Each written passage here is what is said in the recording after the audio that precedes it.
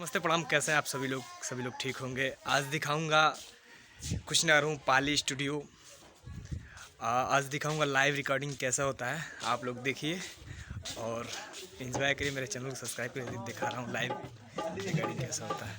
तू पहले से बजाओ उतरा सीपी भैया है, मेरा जान पकड़ लो।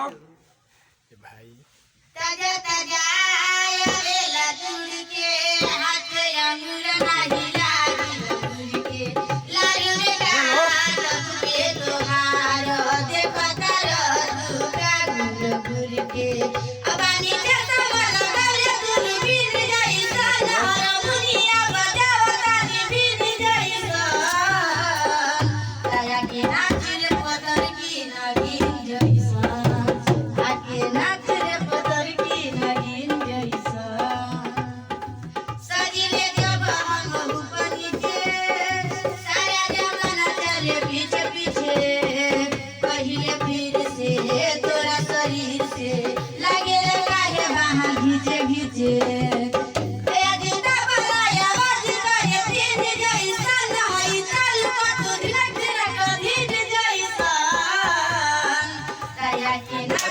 पतर की नगीन जइसन आके नाच रे पतर की नगीन जइसन अंतरा गाओ।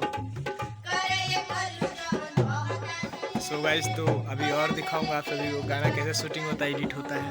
आप लोग चैनल को सब्सक्राइब करें, लाइक करें, कमेंट करें और मेरे चैनल को थोड़ा सा लेवल पर पहुंचाइए।